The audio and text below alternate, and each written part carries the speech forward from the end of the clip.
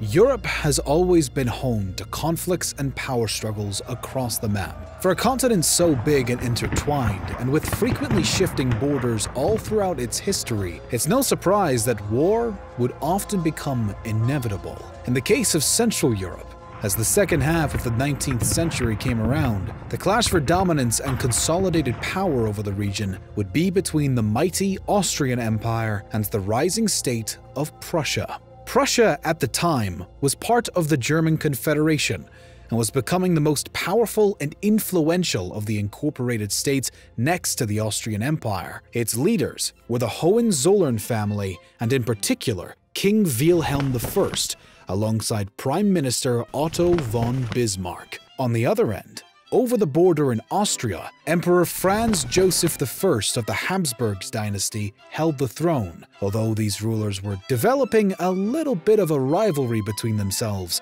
with both sides hoping to claim control over Central Europe. And of the German-speaking nations, they did have a brief moment of cooperation during the Second Schleswig War. Prussia and Austria decided to invade the Danish-controlled land of Schleswig-Holstein together, and were successful in co-occupying the territory after the end of the war. A new crisis erupted in 1866, though, after Prussia took umbrage at political decisions made by the Austrian governor of Holstein. This sparked disputes between both sides and eventually led to Austria sending in precautionary troops along the Prussian border. In response, the Prussians partially mobilized 5 of their divisions at the end of March. Both parties now began preparing for war with each other, and Otto von Bismarck of Prussia had the idea to reach out to a more southern ally. On April 8th, Italy agreed that if Prussia went to war against Austria in the next 90 days, it would join the German state in an attempt to push back against Austria's power. This deal would secure the soon-to-come declaration of war from Bismarck and his allies. Austria was aware of this newfound friendship, though, and began mobilizing its own troops along the Italian border on April 21st. Italy then called for a general mobilization 5 days later, and Austria did the same thing on the following day. Now it was Prussia's turn. Although its general mobilization occurred in a step-by-step process between the 3rd and the 12th of May, as all 3 sides were becoming more and more ready for battle, multiple German states began to form alliances with Austria. In hopes of counteracting this, Prussia invaded Hanover, Hesse, and Saxony on June 15th before they could put any real support behind Austria. 5 days later, just as they had promised, Italy declared war on Austria and came to Prussia's aid. On June 27th, Prussia faced their first loss at the Battle of Langensalza against Hanover, although their victory for the latter was short-lived, as the rest of Prussia's troops eventually surrounded them and forced them to surrender.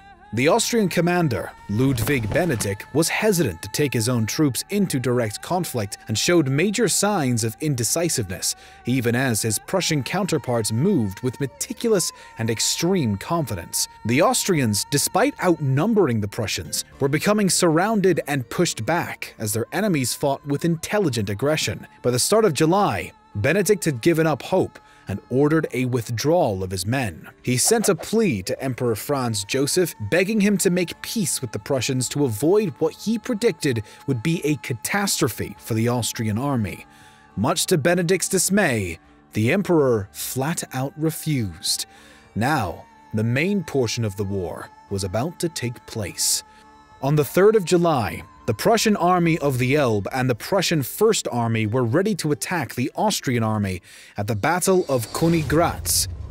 While the Austrians numbered around 215,000, the Prussians only added up to about 124,000. Nonetheless, it was the Prussians who proved most offensive, as mist cleared from the air and the night's rainfall came to an end. The Austrian army opened fire on the Prussian right flank, which was under the command of Herwart von Bittenfeld. For what seemed to be the first time, the Prussians were now hesitant. Bittenfield was unsure of whether a full attack would be wise at this point, eventually ordered Brigadier General von Schuyler to fall back into a defensive position with 7 battalions of the advance guard. Meanwhile, General Edward Frederick Charles von Francisci led the Prussian 7th Division into the Sweep Forest and eventually ran into 2 Austrian corps.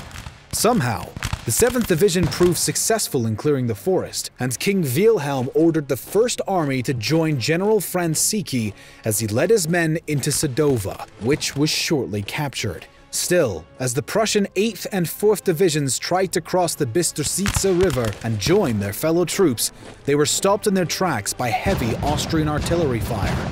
Oddly though, Benedict opted not to order a cavalry charge at the same time, which allowed the Prussians to maintain some level of resistance. The Austrians still had significantly better weaponry for long range, and of course, still outnumbered their adversaries. In a lucky advantage for the Prussians though, the Austrians had not been prepared for the kind of close combat that they found themselves in against the 7th Division back in the forest. This is where the tide began to turn in favor of the Prussians. As the Austrians with their muzzle-loading small arms clashed with the Prussians and their breech-loading needle guns, the situation began to support the latter, who were able to operate their weaponry while on the move and didn't have to stay standing while reloading. Although the Prussians were temporarily pushed back, the Austrians made yet another mistake when Benedict refused to launch a full-blown counterattack against both Prussian armies. Instead, the Prussians fought back harder than ever and managed to wipe out Austria's battalion under Colonel Karl von Pock as the Prussian 2nd Army entered the battle, led by none other than the Crown Prince himself. The Austrian 2nd and 4th Corps continued to fight as best as they could, but the Prussians were more unified than ever before, and the Austrian defense was crumbling. As the final fragment of the Prince's nearly 100,000 strong 2nd Army arrived and clashed with the Austrians, the latter began to realize their fate. They were taking mass casualties, and eventually Benedict himself decided to inform the Emperor of the catastrophe that was occurring, just as he had warned earlier. The battle was over, and the Prussians had come out on top.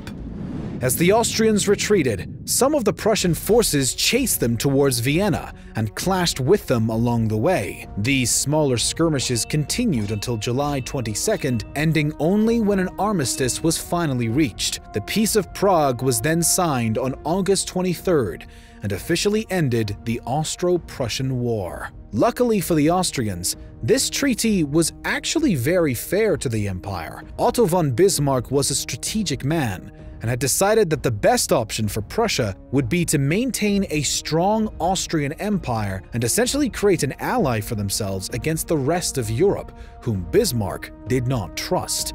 Initially, King Wilhelm starkly disagreed with his prime minister and refused to do away with any harsh terms against Austria. It wasn't until Bismarck threatened not only to resign, but even to jump out of the 4th-story Nikolsburg castle window and agreed to give some favor to their adversary. No new territory was taken from Austria itself at the request of Bismarck, but the Austrians were forced to give up Schleswig-Holstein, Hanover, and some parts of Hesse and Bavaria to the Prussians.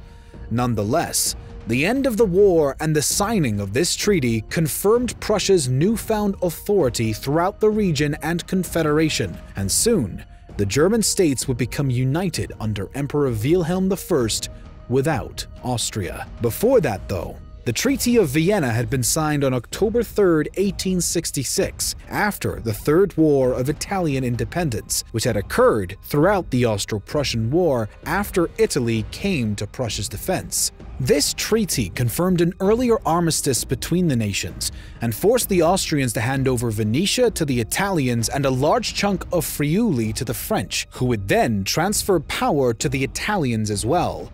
These were significant losses for the Austrian Empire, of course, but they were still mild in comparison to what Prussia and Italy as its ally could have demanded if not for the insistence of Bismarck, which would later come in handy at the outbreak of World War I.